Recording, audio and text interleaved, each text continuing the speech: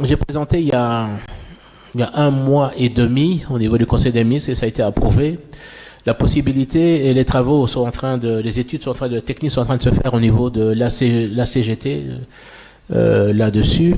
L'idée maintenant, c'est de pouvoir créer une voie rapide à partir de le boulevard Triomphal en passant par donc Sienoué, le boulevard donc de Limete, le boulevard Lumumba, jusqu'à l'aéroport. L'idée, on va élargir les routes et on va faire dans certains tronçons, il y aura des tunnels qui vont être créés et d'autres alors ce qu'ils appellent des fly-over, ce sont des ponts.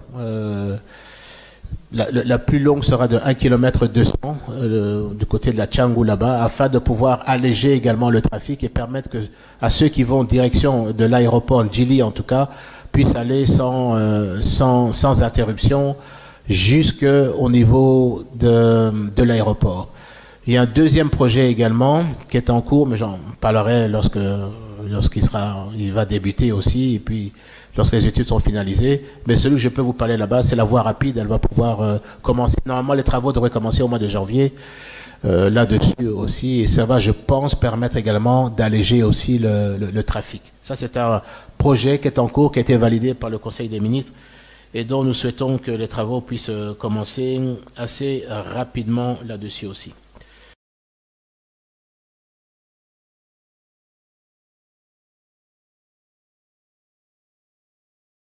Le public ou le parterre de spécialistes ici présents ne puisse commencer à vous poser des questions. Il est 16h28, monsieur le vice-premier ministre.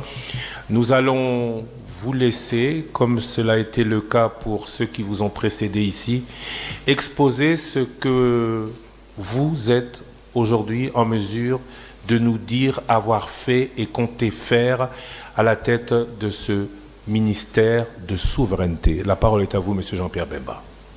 Très bien. Tout d'abord, je veux encore saluer les participants ici d'être venus. Je voudrais simplement dire que c'est une promesse que j'avais faite aux organisateurs de Makutano, où je n'avais pas répondu précédemment qu'un jour je viendrai, et c'est l'occasion. Parce que je crois qu'il faut parler quand c'est le moment de parler et pas toujours quand on vous le demande. Mais je crois que le moment est venu de pouvoir, parce que ça intéresse beaucoup de personnes, d'entreprises, de dirigeants, de responsables, de savoir un peu qu'est-ce qui se passe dans le secteur des transports. C'est un secteur qui a une vision, celle du chef de l'État, lequel régulièrement il donne les directives et puis les orientations sur ce que doit être le cadre et puis le plan national de mobilité. Et c'est ce que nous appliquons depuis juin 2024, en fait. Je dirais que ceci se fait avec les entreprises qui sont sous notre direction, et il y a quand même une quinzaine d'entreprises que vous connaissez, donc ça ne peut pas se faire seul au niveau du ministère des Transports.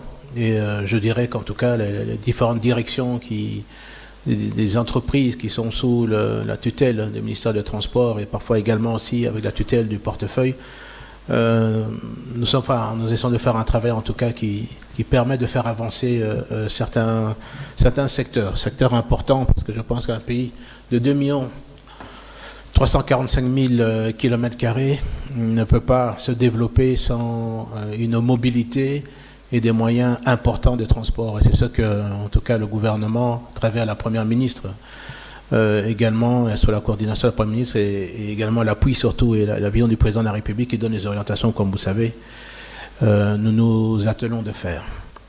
Dans la mobilité, le transport, il y a bien sûr le transport aérien, comme vous avez dit, le transport routier, le transport ferroviaire, maritime. Tout ça fait ensemble que nous devons articuler et surtout mener les réformes qu'il faut. Parce que le monde bouge et il faut que l'RDC bouge au même niveau et certainement à la même vitesse que ce que nos voisins sont en train également d'opérer, et également le monde tant l'Occident qu'au niveau de l'Asie également, lequel nous sommes également très liés au niveau du commerce. Je vais commencer par le secteur aérien. Dans le secteur aérien, Lorsque nous sommes arrivés donc en juin 2024, le chef de l'État m'avait exprimé en tout cas ses directives et ses voeux de voir ce secteur aérien progresser très rapidement. On a 26 provinces. Sur l'étendue du territoire que nous avons, on ne peut pas fonctionner ici sans secteur aérien et joindre les provinces, les territoires et les populations, et la circulation des marchandises également, par un mode qui est le secteur aérien, mais qui est un secteur qui est très coûteux aussi. Je dirais pourquoi plus tard nous sommes en train de progresser sur d'autres secteurs. Là-dessus, un projet qui, avant, j'ai rencontré beaucoup de projets avant que j'arrive au niveau du secteur du transport qui étaient en fait latents et qui ne progressaient pas. Et en arrivant donc au niveau de transport, c'est un des sujets que le chef de l'État voulait qu'on puisse progresser, c'est au niveau de Air Congo. Air Congo avait été initié par mon prédécesseur qui est le feu Chérubin Okende, mais seulement, bien sûr, je ne pourrais jamais lui demander pourquoi, mais c'était resté dans les tiroirs. Et assez rapidement, c'est au mois de septembre que le chef de l'État avait donné des instructions qu'on puisse, septembre 2024, qu'on puisse démarrer assez rapidement ce projet-là. Et ça a vu le jour, je dirais 3 mois après, le 25 novembre, les 2 premiers avions arrivaient, avec la collaboration et l'association de Ethiopian Airlines, lequel l'État à 51, État congolais à 51% et Ethiopian Airlines à 49%. Ce n'est pas que 2 avions, c'est 2 737 qui aujourd'hui, je pense que peut-être les uns et les autres ont déjà eu à parcourir à travers cette compagnie. Le taux de remplissage est assez important, entre 80 et parfois même 100%. C'est assez exceptionnel dans le transport aérien. Je peux vous annoncer que 3 autres avions sont en train d'arriver au mois de janvier au plus tard. Il y aura 2 ATR 72. Les ATR 72, ce sont les avions de plus ou moins 70 places. C'est des avions à hélice qui vont être basés l'un à Kisangani, l'autre à Kinshasa. Kisangani pour pouvoir relier Buta, Iziro, Kindu, Beni et Bunia là-dessus.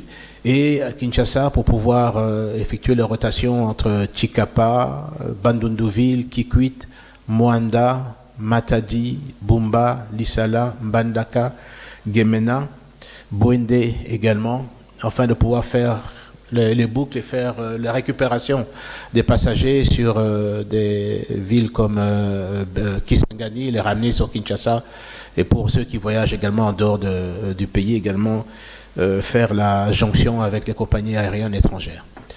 Ça, c'était déjà quelque chose qui était fait, et nous avons mis ça en application et c'est réalisé. Et je dirais que ce n'est pas simplement les 3 prochains avions qui vont arriver, mais il va encore avoir 2 737 qui devraient arriver au mois de juin de l'année prochaine. Et nous sommes en train de, enfin, pas de négocier, mais de quasiment conclure pour l'acquisition d'un Boeing 787, le Dreamliner, qui devrait permettre la liaison entre Kinshasa et Bruxelles, Paris, Dubaï dans un premier temps. Le nouveau 737 qui va arriver va ouvrir les lignes régionales sur l'Afrique, c'est-à-dire l'Afrique du Sud, le Nairobi, Dar es Salaam, Abidjan, Lomé. L'Afrique du Sud, il y aura probablement 3 à 4 rotations par semaine via Lubumbashi également. Ça, nous sommes en train de régler les problèmes aussi de survol et les fréquences aussi qui doivent être établies. Donc je dirais qu'au niveau de Air Congo, c'est je dirais une activité qui fonctionne bien. J'ai un peu de soucis en ce qui concerne Congo Airways. En fait, ça vient après avoir présenté le programme et avoir eu le quitus au niveau du gouvernement en juillet 2024, il fallait qu'on puisse obtenir un financement que nous avions au niveau d'une banque locale ici, UBA notamment. Mais malheureusement, la CNSS qui devait apporter sa garantie bancaire simplement au niveau de cette banque n'a pas suivi. Et c'est pour ça qu'aujourd'hui, malheureusement, ce que nous entrevoyons, Congo Airways ne peut pas encore arriver à décoller à la suite de ce forfait, si je peux dire. Mais au niveau privé, vous avez des compagnies ici qui arrivent à se développer également et à relier les différentes sources. Nous encourageons en tout cas toutes les compagnies aériennes, pour autant qu'elles répondent aux normes, de pouvoir se créer et se développer aussi à l'intérieur du pays, parce que je pense qu'il y a la place pour beaucoup de compagnies. Entre-temps, nous avons également aussi négocié et permis l'arrivée d'autres compagnies telles que Air Tanzanie, Tanzania Airways, qui sont en train d'opérer 4 fréquences, peuvent aller jusqu'à 5 fréquences par semaine.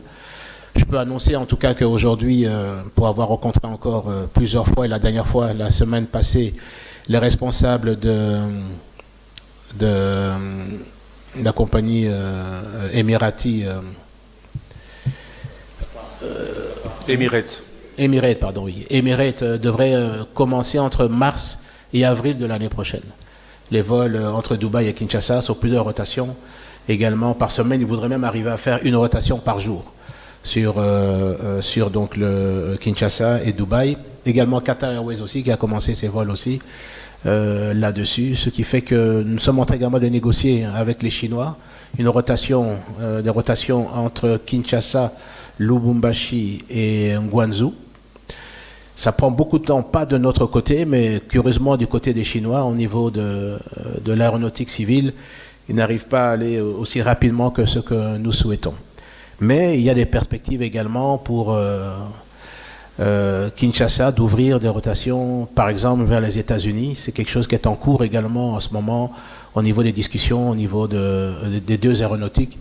Et ça aussi, c'est quelque chose, je pense, dans les mois qui viennent, nous devrions avoir une possibilité aussi, parce que Kinshasa va devenir, et je parlerai avec la construction des aéroports, deviendra un hub au niveau international, tant au niveau du fret qu'au niveau des passagers. Sur ça, il y a au niveau de l'aérien, et toujours dans la vision du chef de l'État, mais nous mettons ça en application, c'est la construction d'aéroports. En ce moment, nous avons 5 aéroports qui sont en construction. Il y a Mbuji-Mayi, il y a Kananga. Mbuji-Mayi, la piste est terminée. Kananga, les travaux vont se terminer et pour être inaugurés fin mars. Je crois même que la date du 31 mars pourrait être retenue, pour être inaugurée par le chef de l'État, avec un nouvel aérogare, piste et également tarmac. Et avec 2 bretelles qui seront au niveau de l'aérogare.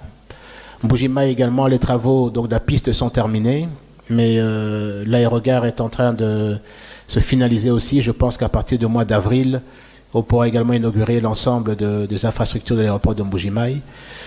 Bunia est en train de très bien avancer.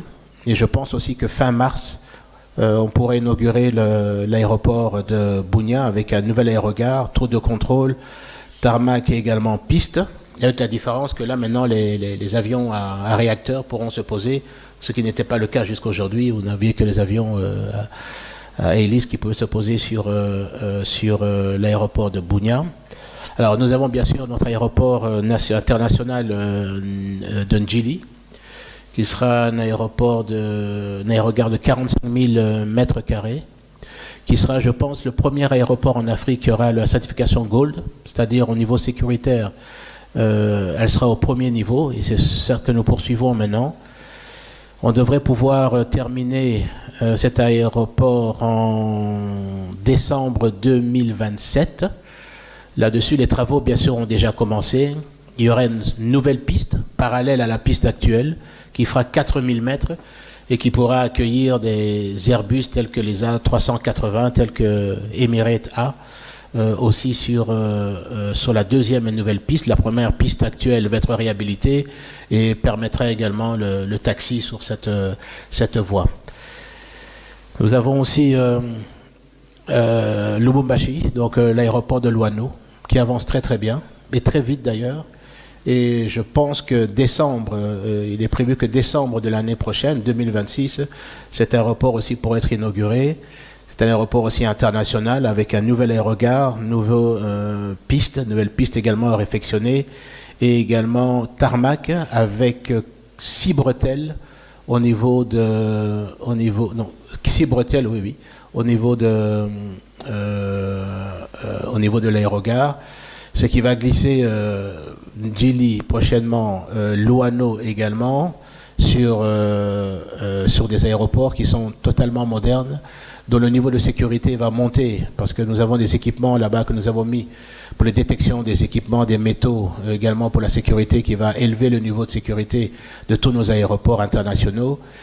Et bien sûr, il y a eu l'inauguration de Kolwezi qui s'est fait. Kolwezi, nous devons passer à un aéroport, à niveau d'aéroport international, mais comme vous savez, il y a certaines exigences qui font qu'il faut qu'on arrive à mettre en place des équipements de navigation, de guidage des avions au niveau de l'atterrissage et des décollages sur les pistes, mais également Kisangani, également Bamboka, qui a été aussi inauguré par le chef de l'État là-dessus. Mais il y a plusieurs aéroports qui vont être prochainement subir des travaux. Aéroports actuellement, vous avez Mbandaka, vous avez Gemena, Lissala, Bumba également, Matadi. Tout ça, quand je parle de ça, on va passer à l'asphaltage de ces pistes et la construction d'aérogares qui seront beaucoup plus petits parce qu'on parle là de 3000 m² d'aérogares, de tarmac aussi. Kikwit également, Bandundouville. D'ailleurs, ces deux-là, les pistes sont en train d'être refaites sur Kikwit et Bandundouville. Mais ce que je peux annoncer aussi, c'est que l'année prochaine, on terminera tout le volet de balisage de tous nos aéroports. Parce que nous avons commandé, et c'est déjà arrivé, 350 km de câbles de balisage. Ça veut donc dire que tous nos aéroports seront balisés, on pourra les utiliser de jour comme de nuit, bien sûr, et en toute sécurité. Je veux dire que ça, c'est quelque chose qui nous manquait aussi au niveau du pays et qui va nous permettre maintenant de pouvoir effectuer des vols et des atterrissages de nuit dans des aéroports aujourd'hui, à part les aéroports internationaux, dans les aéroports nationaux qu'on ne peut pas effectuer parce qu'il faut simplement décoller et atterrir à partir de 6h, 6h30 du matin, quand c'est possible, et décoller juste avant 17h30 également. Mais aujourd'hui, vous pourrez faire les vols, demain, vous pourrez faire des vols en toute sécurité, également la nuit. Et je crois que ça va changer également un peu les habitudes et accélérer un peu le mouvement aussi des personnes et du fret et du cargo aussi. Ça, je parle au niveau de balisage. Voilà un petit peu en ce qui concerne le secteur aérien là-dessus. Donc il y a beaucoup à faire, on vient de très loin. L'amélioration de nos aéroports, c'est une priorité. Les conditions également d'accès aussi de nos passagers, le contrôle des aires de fret et de cargo aussi. Et je disais que tous ces aéroports vont subir une transformation dans les mois à venir et beaucoup commencent à... 5 encore vont être inaugurés prochainement, le premier trimestre de l'année prochaine, fin de l'année prochaine et encore la suite aussi. En ce qui concerne donc le transport routier, il y a eu effectivement des dossiers qui traînaient dans la République, pas simplement à l'arrivée du chef de l'État, mais même avant, notamment la question du permis de conduire.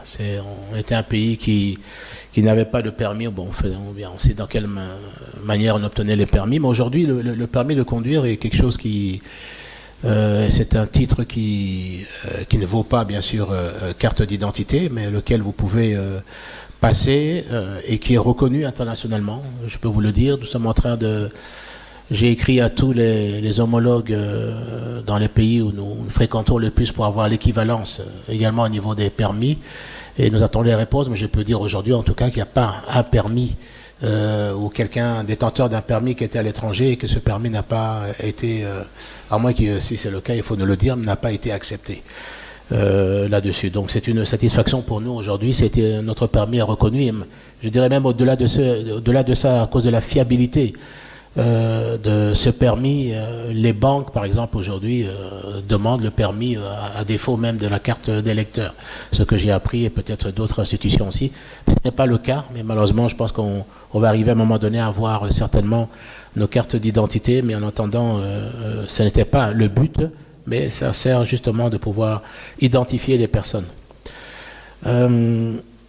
Au niveau donc routier, c'est vrai, la question des embouteillages est un problème que nous sommes en train au quotidien de régler.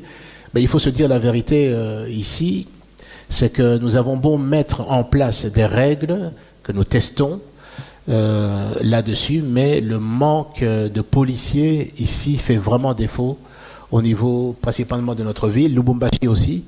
Nous avons ce problème-là. Ça, ce sont les deux villes principales qui créent où les embouteillages sont récurrents et sur les heures de pointe sont difficiles à gérer. L'essai que nous sommes en train de faire ici, nous avons commandé des feux de signalisation qui devront arriver, je pense, dans les 3 prochains mois là-dessus, sur toute la ville, au niveau des 60 carrefours. Ce sont des feux qui sont, qu'on dit être intelligents, c'est-à-dire qu'ils sont munis de capteurs qui peut identifier le nombre de véhicules en attente et qui sont en train d'arriver, et les feux peuvent gérer le trafic au niveau des carrefours. Il y a les panneaux de signalisation qui ont été mis à peu près partout dans la ville, que nous allons commencer à mettre, mais il y a un grand problème aussi, ce que nous constatons, c'est l'indiscipline au niveau des conducteurs.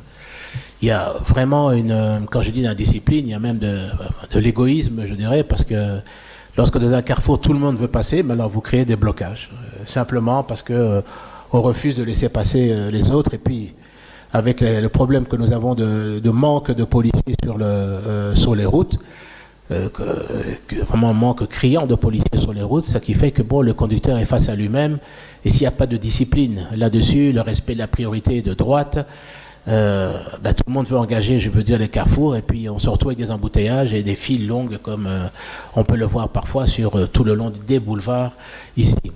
Malgré que et je me souviens, ces instructions avaient été données à Kalemi en novembre de l'année dernière par le chef de l'État lorsqu'on discutait de ce problème d'embouteillage.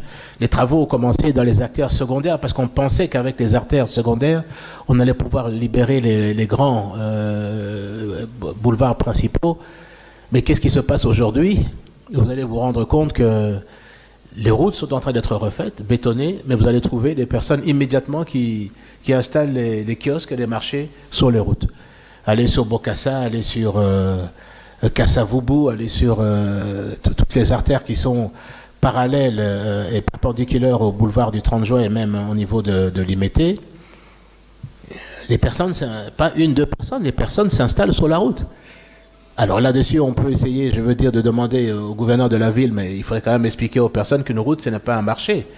Mais personne ne veut engager ces routes aujourd'hui, pourtant qui sont refaites, parce que simplement elles sont occupées par des personnes qui exposent leur marché et leurs kiosques sur la route. Ça, c'est un problème, et ça, c'est un fléau. Or, ces routes, au départ, étaient construites pour pouvoir permettre de dégager le boulevard qui est souvent encombré, les boulevards, et faire en sorte qu'on puisse prendre les routes secondaires. Et à cause de ce problème, on n'y arrive pas.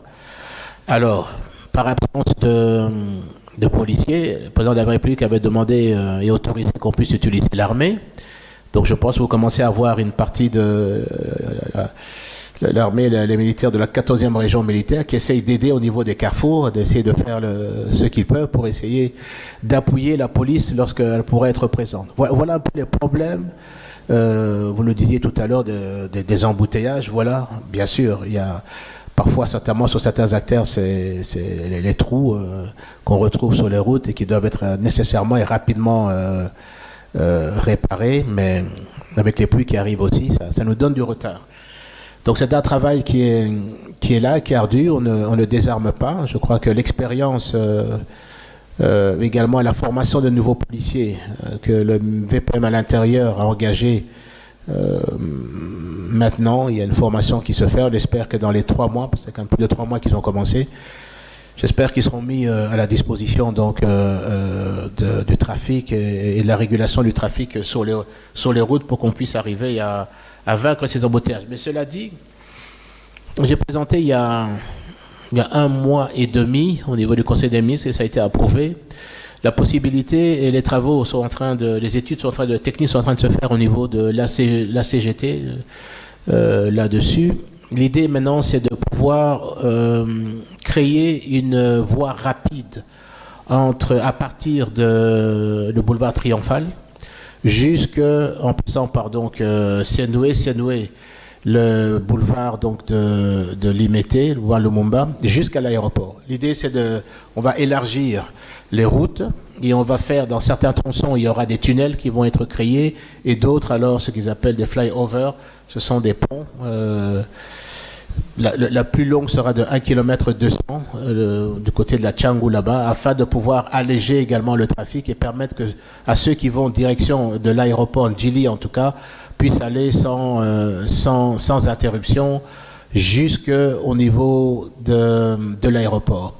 Il y a un deuxième projet également qui est en cours, mais j'en parlerai lorsqu'il va débuter aussi, et puis lorsque les études sont finalisées. Mais celui que je peux vous parler là-bas, c'est la voie rapide. Elle va pouvoir commencer. Normalement, les travaux devraient commencer au mois de janvier, là-dessus aussi. Et ça va, je pense, permettre également d'alléger aussi le trafic. Ça, c'est un projet qui est en cours, qui a été validé par le Conseil des ministres, et dont nous souhaitons que les travaux puissent commencer assez rapidement là-dessus aussi. Nous sommes en train, au niveau aussi de chemin de fer maintenant à l'intérieur de Kinshasa, ouvrir et réhabiliter les chemins de fer qui existaient, mais entre la gare centrale et l'aéroport aussi de Djili, en passant par toutes les gares intermédiaires. Normalement, à cause des premières pluies encore qui sont venues, il y a eu une érosion, mais nous sommes en train de travailler au niveau de l'ONATRA sur cette partie là-dessus. Il nous reste 3 km à pouvoir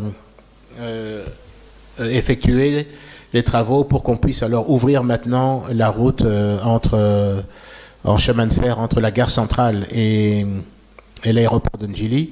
Mais ce qu'il va y avoir aussi, c'est qu'avec les nouveaux trains qui sont en service aujourd'hui, nous allons avoir des voies directes entre Djili, mais puis également les trains aussi qui vont faire un peu l'omnibus pour s'arrêter aux différentes gares, sur la Tchangou, sur Matete, et les gares qui existaient là-dessus aussi. Ça aussi, je pense que ça va aider, ça va alléger également et accélérer pour les personnes qui vont prendre le train, le trafic sur ça. Après ça, nous allons entamer la voie entre la gare centrale et Kitambo, magasin Kitambo, pour pouvoir ensuite, dans une deuxième phase, aller longer le fleuve vers Kinsuka. Voilà un peu ce qui est prévu dans la réhabilitation aussi au niveau interne. Je vais passer au niveau maritime. Le transport maritime, là-dessus aussi, le défi, c'est de pouvoir draguer nos fleuves et nos rivières. Nous sommes en train d'acquérir des dragues. Une première a été mise à disposition déjà dernièrement au niveau de la RVF, mais 2 dragues sont également en commande et devraient arriver prochainement, une pour Kinshasa et l'autre pour Kalemi aussi. Et puis il y a tous les travaux de balisage qui doivent se faire, qui se font régulièrement le long du fleuve, également au niveau aussi de nos rivières. Mais un souci que nous avons, c'est la sécurité que nous devons assurer au niveau maritime, c'est surtout le long du fleuve. C'est toutes ces embarcations en bois qui nous causent des problèmes et qui ne respectent pas, malgré que nous avons durci et mis les moyens pour faire le contrôle. Je crois que ceux qui sont dans le domaine maritime, comment est-ce qu'on intercepte régulièrement les bateaux, ces bateaux en bois là, les baleinières, qu'on contrôle, que ce soit ici, à l'intérieur du pays également, sur les différents ports. Mais bon, une fois de plus, vous avez des propriétaires de bateaux, de baleinières qui ne veulent pas respecter, l'obligation d'avoir des gilets, ça c'est 2, ne pas excéder le poids que permet ces baleinières, qui sont d'ailleurs mal construites aussi d'ailleurs, avec le bois qui n'est pas approprié, et qui ne sont généralement pas assurés, malgré que nous demandons à la justice de pouvoir lancer des mandats pour intercepter et prendre les personnes qui contrevenaient à ces dispositions. On a encore des personnes qui sont têtues et qui se permettent de quitter, de naviguer la nuit en toute insécurité et de créer malheureusement des pertes de vie à la suite de ces innombrables problèmes qu'on connaît sur le fleuve avec ces embarcations. Donc, ce que nous sommes en train de faire là, au niveau de la RVF et de l'ONATRA, au niveau de la construction de ces 2 entreprises navales, nous sommes en train de construire maintenant des péniches en tôle. J'espère, les dernières vidéos et rapports que j'ai eus, mois prochain, les 4 premiers pourront être mis et inaugurés au niveau de ces 2 ports. L'idée, c'est à la suite de ça, c'est d'augmenter le budget et de créer et de fabriquer plus de péniches en tôle et faire en sorte qu'on puisse arriver à interdire à un moment donné toutes ces baleinières en bois et obliger en tout cas que ce soit les privés, que ce soit donc au niveau des sociétés de l'État, qu'on puisse avoir et faire naviguer dans des conditions de totale sécurité nos populations sur le fleuve et les rivières. Donc ces 4 premiers bateaux devraient sortir, je l'espère, on me le promet en tout cas, d'ici la fin de ce mois. Toute l'ossature a déjà été construite, je crois qu'ils attendent maintenant, je crois que la RVF a déjà réceptionné ses moteurs, l'ONATRA devrait les avoir d'ici la semaine prochaine, mais l'ONATRA a déjà les sièges qui sont arrivés et puis la RVF aussi est en train de mettre en place les sièges et on pourra en fait démarrer le trafic entre ici jusqu'à Kisangani avec ces péniches et de mettre les passagers, souvent qui ne sont pas bien sûr répertoriés au niveau des manifestes, mais nous apprenons qu'il y a des personnes qui tombent également de ces barges et qui ne sont pas déclarées et qui perdent la vie. Donc à un moment donné aussi, on va demander à ceux qui veulent faire le transport de fret de faire que du fret et ceux qui veulent faire le transport de passagers ne fassent que du passager au niveau aussi maritime.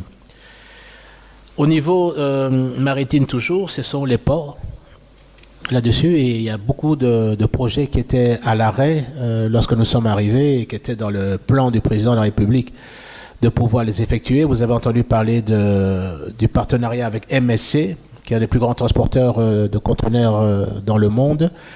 Nous sommes en partenariat avec eux dans une concession à Matadi. MCTC, c'est la compagnie congolaise en partenariat avec MSC. Et ils ont donc 3 quais, le quai 5, 6 et 7 au niveau de Matadi. Vous avez également DP World aussi, qui est le quai numéro 9, qui va réfectionner également le port. Il y a Abu Dhabi Port aussi qui va s'installer sur le quai numéro 0 et prolonger également le quai numéro 0. Et il y a l'ONATRA également qui est en train, en tout cas depuis que nous sommes arrivés, grâce à la RLT que vous connaissez là-dessus, ça permet de pouvoir équiper l'ONATRA, la SNCC aussi d'ailleurs, et l'ONATRA va avoir en tout cas 4 quais neufs quasiment réfectionnés avec du matériel neuf, des élévateurs de 30 tonnes et 2 gros élévateurs arrivent début du mois prochain de 80 tonnes chacun. Et je dirais l'ONATRA va redevenir dans les semaines qui viennent un très grand opérateur au niveau de Matadi. Il y a le grand projet aussi du chef de l'État qui est Banana, le port de Banana.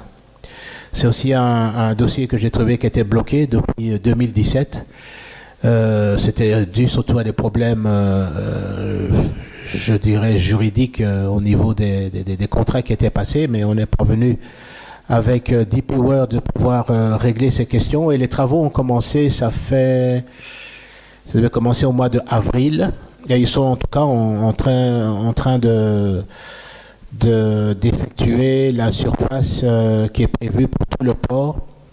Là-dessus, ça devrait, dans les 2 ans qui viennent, le port de Banana devrait être opérationnel. Nous pensons qu'ils pourront accueillir en tout cas entre 600 et 800 000 tonnes la première année. 800 000 conteneurs, entre 600 000 et 800 000 conteneurs la première année. Et ça va faire une grande différence sur la rapidité surtout de l'arrivée de nos conteneurs et le traitement des conteneurs tant à l'importation qu'à l'exportation. En ce moment, sur la question des ports aussi, Kinshasa au niveau de l'ONATRA est en train de subir des travaux parce qu'avec la relance ferroviaire, vous avez de plus en plus de conteneurs qui arrivent de Matadi sur Kinshasa, notamment les cimentiers qui utilisent beaucoup les trains de l'ONATRA. Il y a une coupure ces temps-ci parce qu'il y a eu encore un problème d'érosion et d'éboulement que nous sommes en train de régler. Je crois que d'ici d'ici les 2 semaines qui viennent, les travaux vont se terminer et le trafic pourra reprendre là-dessus. Et au niveau des ports, vous avez appris que j'ai signé un contrat avec une société chinoise qui va construire un port à Kalemi, un très grand port d'ailleurs, à Kalemi. Kisangani également, le port de Kisangani est en train d'être réfectionné aussi. Sur les ports, il y a le projet du port de Maluku, où toujours on attend que les finances débouchent de la quote-part au niveau de la RDC pour pouvoir permettre à la société contractante de démarrer les travaux. Mais entre-temps, je dirais qu'au niveau de l'UNATRA, il y a eu des bateaux, des hors-bord, des péniches qui ont été acquis et qui fait le trafic avec Brazzaville. Il y a également des ports qui sont en train d'être, des stations, je dirais, qui sont en train d'être construites au niveau de Ganda, Mossolo, de Kinkole, parce que l'idée à un moment donné aussi, c'est d'utiliser et d'évacuer de Bichngobila vers Lansele, vers Kinkole également, les passagers, ouvrir une route de ce côté-là. Et donc, je dirais, ces gares fluviales sont en train d'être construites aussi. ONATRA est en train de revivre là-dessus, et je crois qu'au niveau aussi des ports secs, que nous sommes aussi en train de mettre en œuvre, un contrat va être signé, je crois que c'est la semaine prochaine, avec une société qui a gagné le marché au niveau de Kasumbalesa. Il va y avoir un très grand port sec là-bas. Sur Kasumbalesa, à Kalambambouji également. Le port sec va être créé, à Dilolo aussi, avec la construction des corridors. Je vous en parlais tout à l'heure de Dilolo aussi. Il y aura un port sec au niveau de Dilolo. Donc tout ça va permettre, je crois, de pouvoir élever le niveau du commerce et du contrôle de nos frettes. Boma aussi, nous avons des sociétés dans le cadre toujours des PPP, des partenariats publics-privés. Il y a des partenaires qui veulent reprendre une partie du port de Boma. Donc les contrats sont en train d'être finalisés. Comme vous savez, il y a des procédures au niveau de la DGCMP, lorsque nous avons des partenaires publics-privés au niveau de l'unité UC-PPP, également que nous devons respecter. C'est simple, qui prennent du temps, mais les partenaires sont visibles à ce niveau-là. Monsieur Jean-Pierre Bemba, merci. On va vous laisser encore 5 minutes avant, parce que déjà beaucoup de questions nous parviennent. Je rappelle que pour ceux qui veulent nous poser des questions, le vice-premier ministre a dit qu'il répondait à toutes les questions et il nous a été clairement dit qu'il y a tout est constructif. Veuillez, pour ceux qui ont des questions, nous les faire parvenir ici. Les intervenants interviendront, excusez-moi la répétition, dans l'ordre où la demande de questions nous parvient. Alors, je voudrais passer au secteur ferroviaire. Là-dessus, on a fait mention ici de programme. Vraiment, le secteur ferroviaire, pour moi, nous avons l'obligation de le développer parce que, d'abord, ça permet de relier nos provinces entre elles. Comment? Parce que la première action était de pouvoir, et le président de la République a inauguré les trains qui sont arrivés lors de la relance du trafic entre Kinshasa et Matadi. J'ai lancé un avis de manifestation d'intérêt pour une société, et peut-être que parmi vous il y a des investisseurs, mais il faut se déclarer le plus rapidement possible parce qu'il y a déjà pas mal de demandes là-dessus. Il faut qu'on fasse qu'on relie Matadi à Banana également par train. Et il n'y a pas encore de contrat qui a été défini, conclu, mais il y a beaucoup de demandes là-dessus. Donc un appel d'offres va être lancé très prochainement. Toujours, ce sont les groupes étrangers qui font les demandes, mais il faudrait on puisse relier Matadi à Banana par train. Ça, c'est un objectif également sur lequel nous sommes en train de travailler. Pas seulement ça, nous sommes dans des programmes de différents corridors. Nous avons le corridor nord sur lequel nous sommes en train de travailler également, qui devrait passer de Zongo jusqu'en passant par Guémena, Akula, en allant sur Lissala, Bumba, et récupérer ce qu'était à l'époque les chemins de fer de Haut-Ouélé, donc à partir de Bumba, Aketi, Bouta, et nous pensons que nous devons prolonger jusqu'à Mungbere pour qu'à un moment donné, un jour, on puisse relier avec le nord-est du pays jusqu'à la frontière avec l'Ouganda.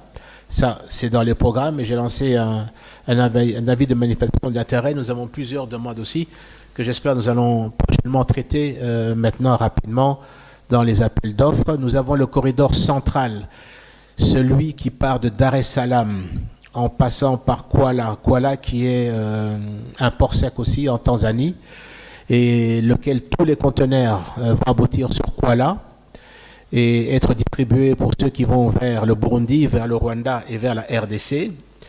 La Tanzanie nous a offert 60 hectares de terrain, et nous avons dans un PPP signé un contrat pour la construction d'un port sec, c'est-à-dire qui nous permettra de mettre nos conteneurs à destination de la RDC.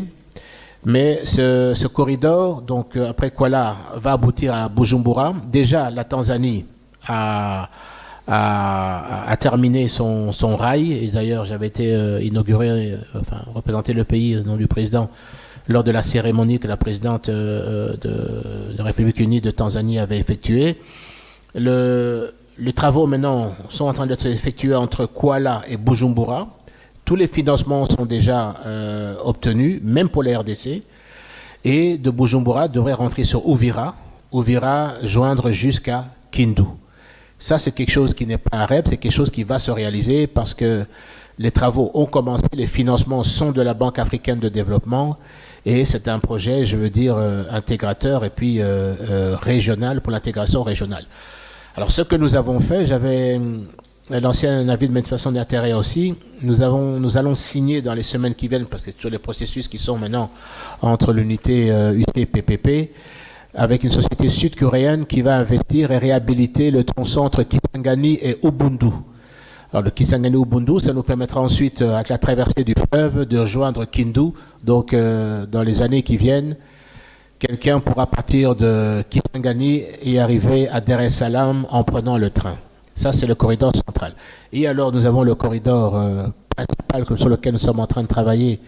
C'est le corridor de Lobito, qui est pas simplement un corridor qui représente des rails et des chemins de fer, mais c'est également un corridor qui va permettre toute une économie qui va tourner autour de ce corridor, nous le pensons. Nous voyons ce qui est en train de se passer sur la ligne entre Matadi et Kinshasa. Il y a une augmentation de production au niveau des maraîchers. On le voit lorsque les trains sont en train de passer, mais régulièrement vous avez des quantités de fruits, de légumes qui sont présentés pour être transportés, être achetés. Et je crois également qu'il va y avoir un effet important tout autour de ce corridor de Lobito, notamment au niveau de l'agriculture, de l'industrie. Également, on a même dû, au niveau du Conseil des ministres, donner des instructions pour qu'on interdise de pouvoir céder les terres tout le long du corridor, parce qu'il y avait déjà des personnes qui étaient en train de regarder, de lorgner pour pouvoir acquérir ces terres. Tout ça a été annulé par la ministre donc, des Affaires foncières, parce qu'il faut qu'on fasse un plan d'aménagement tout le long du corridor aussi. C'est un projet qui est intégrateur au niveau régional, parce que ça va relier tant la Zambie, la RDC que l'Angola.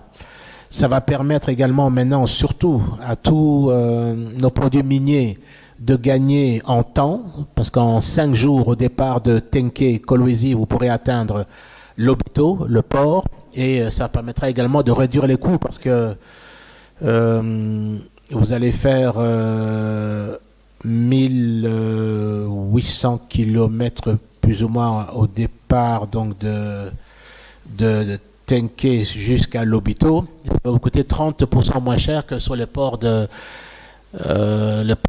d'Urban, Beira, également Dar es Salaam. Et je crois que ça va attirer certainement les exportateurs et les importateurs aussi. On estime que dès la première année, 1 million de tonnes pourraient être transportées à l'exportation et 500 000 tonnes dès la première année à l'importation. Ça va réduire un temps considérable, ça va diminuer les coûts, et ça va permettre de pouvoir développer tout le long de ce rail des activités, Des sociétés aujourd'hui déjà vont faire la demande pour mettre la fibre optique qui va venir de l'océan, donc Atlantique, jusqu'au niveau de nos mines, au niveau de Tenke en passant par Kolwezi. Mais il y a également le programme aussi de pouvoir relier aussi de Tenke jusqu'à Sakania pour pouvoir prolonger jusqu'à Ndola au niveau de la Zambie aussi. Ça, ce sont le programme de l'Obito, mais peut-être qu'il y aura d'autres questions tout à l'heure, comme je vois que je n'avais que 5 minutes, mais c'est un large programme que, également, dès le départ, le chef d'État a mis le point là-dessus. Et comme vous voyez, les réunions qui sont en train de se passer régulièrement entre l'Angola, la Zambie et nous-mêmes, c'est pour mettre en œuvre. Où est-ce qu'on en est? Les études de faisabilité sont terminées. Les financements sont déjà annoncés. Au niveau de la Banque européenne d'investissement, de l'ordre de 500 millions d'euros ont été confirmés. J'étais d'ailleurs, dernièrement aussi, c'était hier, à Luanda et rencontré le président de la Banque européenne d'investissement. Également, la DFC au niveau des États-Unis aussi a confirmé, ils veulent même monter jusqu'à 1 milliard là-dessus. La Banque mondiale aussi a confirmé la possibilité, pas la possibilité, a confirmé 500 millions de dollars aussi, mais ça va, la confirmation officielle va venir, sur également le prolongement entre Tenke et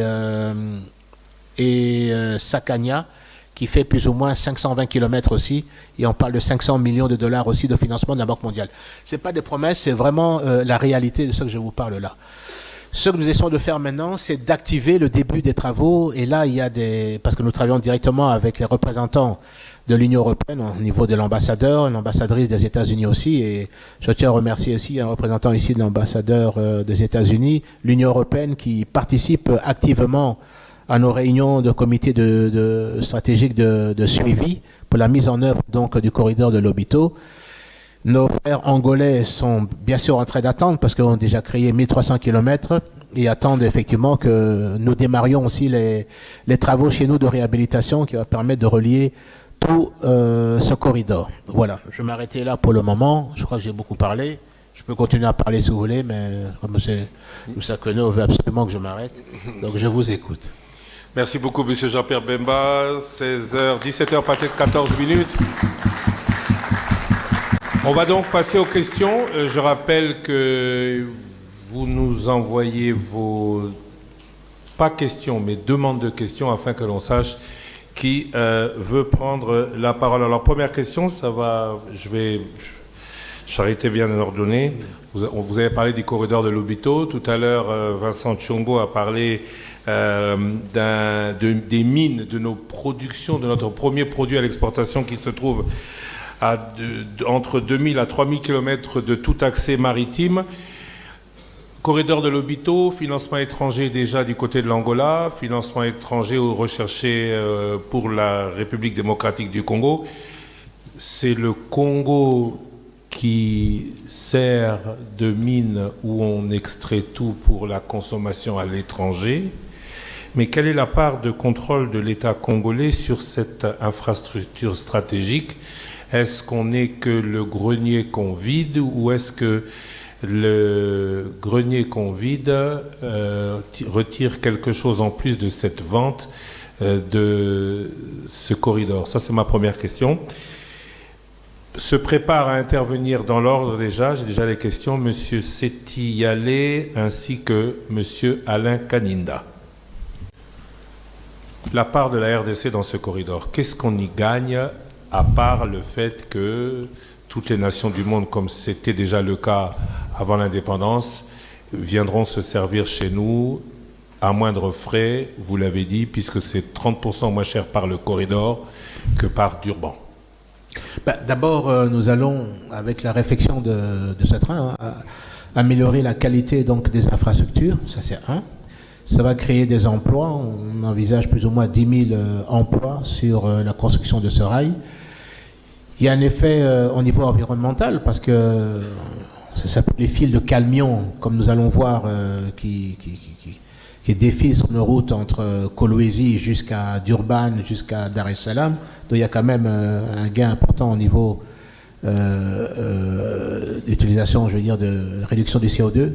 sur l'environnement. Et je dirais que là, vous abordez une autre question. Est-ce qu'on va continuer à laisser partir les poussières et les terres? Je crois que dans la volonté du chef de l'État, il le répète souvent, et je crois que le ministre des Mines va en tenir compte, parce qu'on en parle aussi, c'est de pouvoir réaliser plutôt la transformation de nos mines. C'est-à-dire qu'on puisse avoir des industries, au lieu d'exporter, je veux dire, les poussières, les terres, que la transformation se fasse et que les trains transportent les produits transformés. Il va y avoir certainement un gain parce que, je le dis, avec ces activités qui vont se faire sur nos trains, vous avez pu le transport et le passage sur plusieurs pays, mais seulement un seul pays. Vous allez partir de la RDC sur l'Angola et directement vous allez être sur l'océan. Et le gain que nous avons également là-dessus, tout ça va nous permettre certainement d'améliorer le PIB. On chiffre à 2 à 3% d'augmentation de PIB à travers également cette infrastructure et qui va permettre également, comme je le dis, surtout des activités agricoles et industrielles qui vont s'installer tout le long de ce corridor. Et je disais qu'il y avait un plan d'aménagement qui est en train d'être fait parce qu'on voit déjà une demande accrue d'acquisition de terres tout le long. Mais on doit faire un plan d'aménagement là-dessus. Donc, il va y avoir création d'emplois, il va y avoir des investissements tout le long, il va y avoir des sociétés, des banques qui vont se créer, des sociétés de services qui vont se créer. Voilà. Et puis, avec une politique au niveau des mines, mais je crois que vous avez reçu ici le ministre des Mines, peut-être que vous en avez parlé, c'est la transformation également de nos produits au lieu d'exporter au niveau brut nos mines.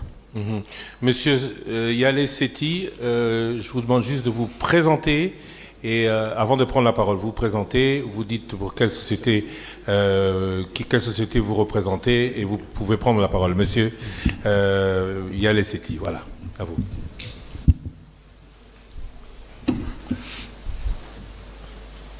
Merci pour la question, cher Christian. Excellence, Monsieur le Vice-Premier ministre, ma question concerne la question de la mobilité urbaine. Je la pose en tant que président de la Chambre de commerce Maroc-RDC. Comme vous le savez sûrement, au Maroc, la question de la mobilité urbaine concerne les structures publiques et également les structures privées.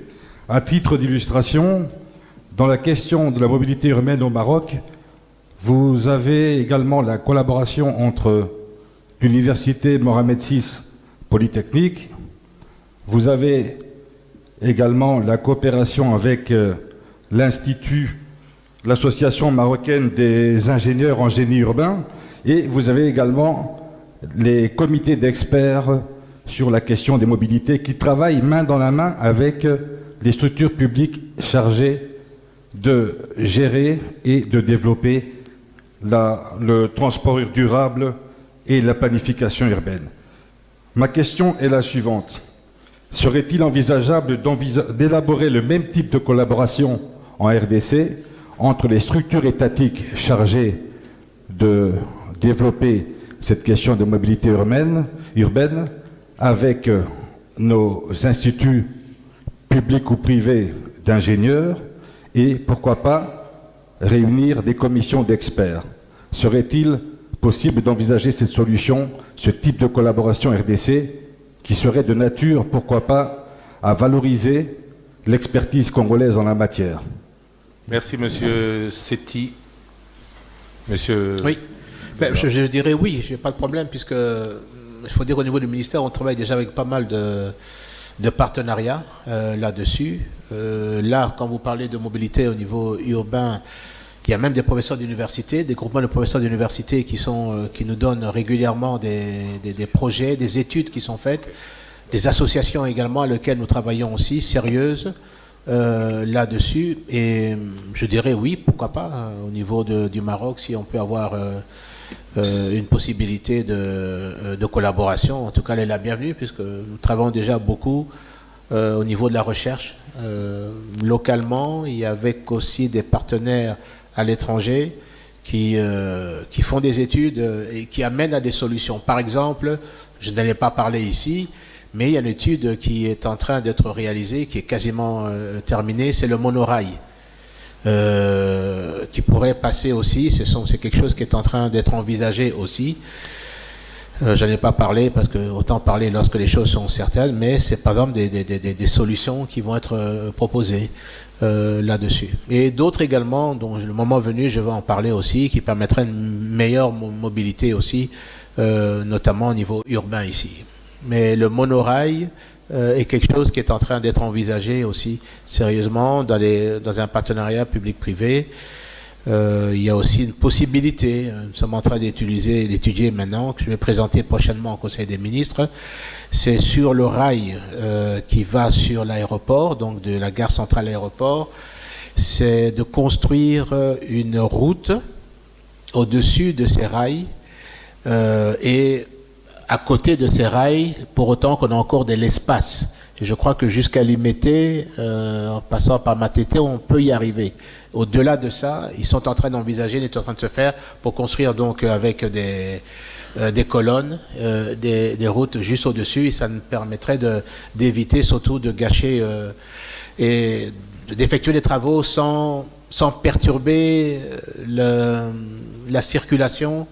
Tel que je l'ai dit sur un des projets aussi qui est passé au Conseil des ministres, où nous allons faire la voie rapide sur l'aéroport. Ce sera en fait 2 voies rapides qui pourraient également être mobilisées et qui pourra se faire parce que même si vous allez peut-être dire oui mais il n'y a pas d'argent là-dessus, non, on peut utiliser dans le cadre du PPP les concessions. Et il y a les sociétés qui sont prêtes à pouvoir financer ce type d'infrastructure moyennant le payage. Sur ces routes et ça c'est ce qui peut être envisagé et c'est très envisagé et c'est très sérieux là-dessus. Voilà.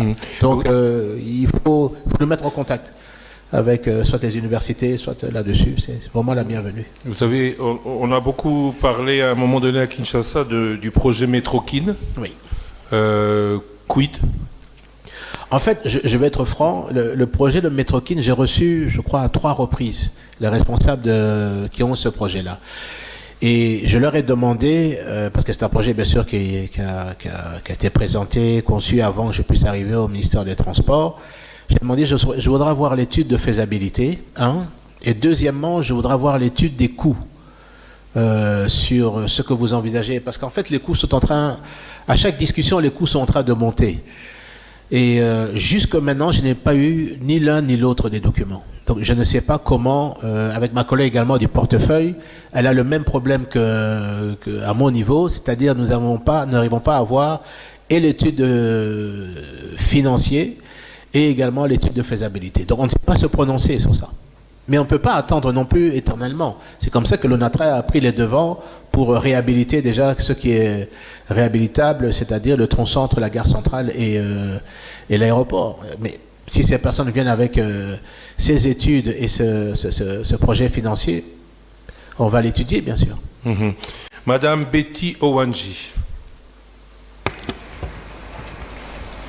Madame Betty Owanji a demandé la parole. Où est-elle?